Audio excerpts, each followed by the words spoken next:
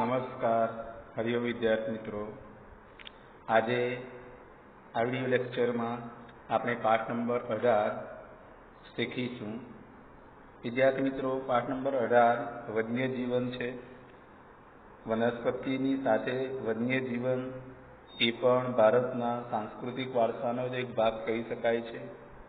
આપણે જાણીએ છીએ કે ભારતનું વન્યજીવન ઘણું નિરાળું છે, વૈવિધ્યસભર છે. તો ભારતના વૈવિધ્યસભર વન્યજીવો કયા, અથવા તો ભારતના વૈવિધ્યસભર વન્યજીવ સૃષ્ટિમાં માહિતી આપો એવો પ્રશ્ન તમારે પૂછાય છે 4 ગુણની અંદર. તો એ 4 ગુણના પ્રશ્નમાં તમે શું લખી શકો? આપણે જાણીએ છીએ કે ભારતની અંદર જે વન્યજીવો જોવા મળે છે એમાં કેમ વિવિધતા આવેલી છે? તો ઘણા બધી વિવિધતાઓ છે. ભારતના ભૂપૃષ્ઠની અંદર ઊંચા પર્વતો છે, ક્યાંક વિશાળ મેદાની વિસ્તારો છે, તો નદી ખીણો આવેલી છે, તો વળી ક્યાંક દ્વીપકલ્પના ઉચ્ચ પ્રદેશો આવેલા છે, જ્યાં દલદલીય પ્રદેશો આવેલા છે, અને સમુદ્ર કિનારાના તેમજ રણ વિસ્તારો આવેલા છે.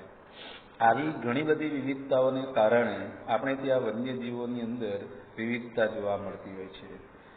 એમાં તમારે કયા કયા વન્યજીવોની વિવિધતા લખવાની છે? તો કે ભારતના જે ગીચ વર્ષાવનો છે, મોસમી જંગલો છે, કાંટાળા જંગલો છે, શંકુદ્રુમ જંગલો છે, આવા અનેક પ્રકારની કુદરતી વનસ્પતિના પ્રદેશો ભારતની અંદર વન્યજીવોના વસવાટ માટે એક પાસ્તભૂમિ રચે છે. પાસ્તભૂમિનો મતલબ શું છે?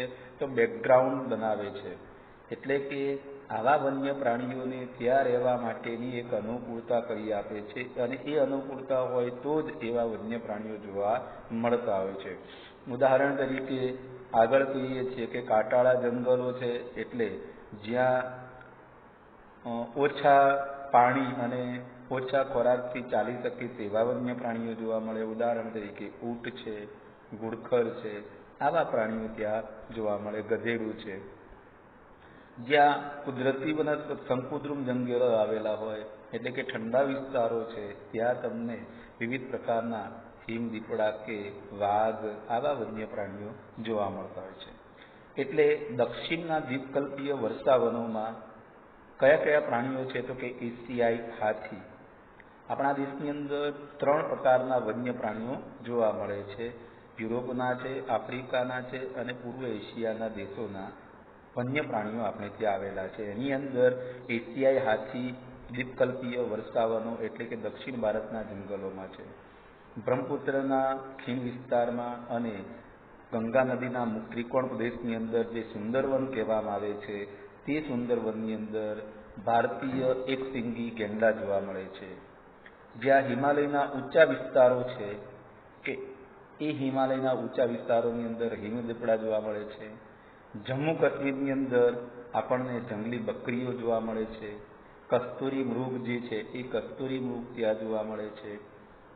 એ સિવાય દક્ષિણ ભારતના જંગલોની અંદર ભારતીય ભેંસ, જેને બાયસન કહેવામાં આવે છે, તો એ ભારતીય બાયસન જંગલી ભેંસ જોવા મળે છે. મધ્યપ્રદેશ અને પશ્ચિમ બંગાળ જેવા રાજ્યની અંદર આપણને વાઘ જોવા મળે છે. કચ્છના નાના રણની અંદર ઘુડખર, જેને જંગલી ગધેડા તરીકે ઓળખવામાં આવે છે, તે જોવા મળે છે. કચ્છના મોટા રણની અંદર જોવા મળતા સુરખા પક્ષીઓ છે, જે જળપ્લાવી ક્ષેત્રની અંદર આવેલા છે. તો આ બધા પ્રાણીઓ અને પક્ષીઓ અહીંયા આપણને જોવા મળે છે. ઘાસભૂમિના વિસ્તારોની અંદર ગોરાડ નામના મોટા પક્ષી જોવા મળે છે.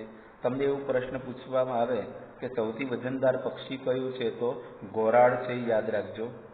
બીજું, સૌથી આપણા ગુજરાતનું રાજ્ય પ્રાણી કયું છે? તો સુરખા, યાદ રાખજો. ભારતના જળપ્લાવી ક્ષેત્રની અંદર ઠંડા પ્રદેશોની અંદરથી આવતા કેટલાક પક્ષીઓ જોવા મળે છે, જે પક્ષીઓને યાયાવર ભટકતા પક્ષીઓ તરીકે ઓળખવામાં આવે છે. જેમાં સાઇબેરિયન કેન, પેલિકન, તિબેટિયન બતક, કુંજ કરકરા આવા જે કેટલાક ભટકતા પક્ષીઓ જે માત્ર શિયાળો ગાળવા માટે જ અહીંયા આવે છે, પછી એ લોકોમાં ઉનાળો શરૂ થઈ જાય એટલે અહીંયા પાછો ઉનાળો શરૂ થાય, ગરમીનું પ્રમાણ વધે એટલે એ લોકો પાછા ઠંડા પ્રદેશમાં પોતાના વિસ્તારમાં ચાલ્યા જાય છે. દર વર્ષે આવી રીતે આવા ભટકતા પક્ષીઓ અહીંયા આવે છે. પશ્ચિમ ઘાટના ગીચ જંગલોની અંદર ઉડતી ખિસકોલી જોવા મળે છે. નિકોબાર જે ટાપુ છે એ નિકોબાર ટાપુની અંદર નિકોબારી કબૂતર આપણને જોવા મળે છે. કચ્છના અખાતની અંદર અને લક્ષદ્વીપના દ્વીપ સમૂહની અંદર જોવા મળતું દુર્લભ પરવાળાના જે પ્રજાતિઓ છે એ પરવાળાની પ્રજાતિઓ આપણને જોવા મળે છે, જે સમુદ્રના કિનારે જોવા મળે છે. ક્યાં જોવા મળે છે? સમુદ્રના કિનારે છે.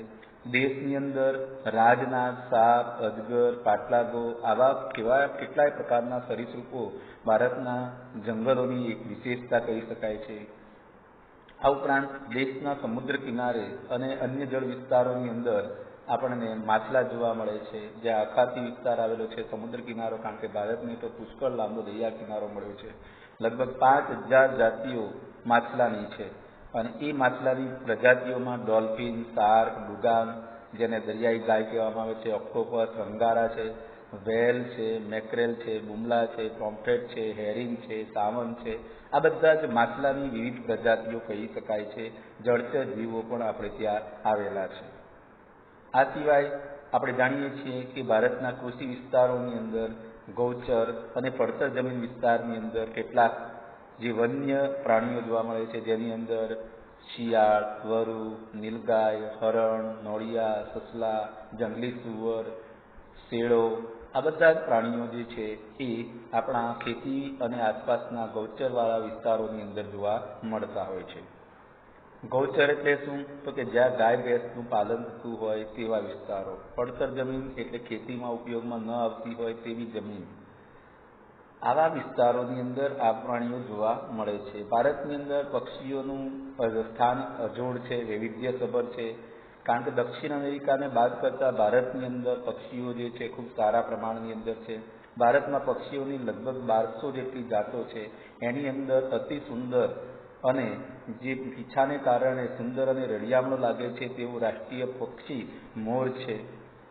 ઉપરાંત આપણે જાણીએ છીએ કે ભારતના જંગલોની અંદર કાળી હોવા છતાં મધુર કંઠે બધાનો દિલ જીતી લે તેવી કોયલ જોવા મળે છે.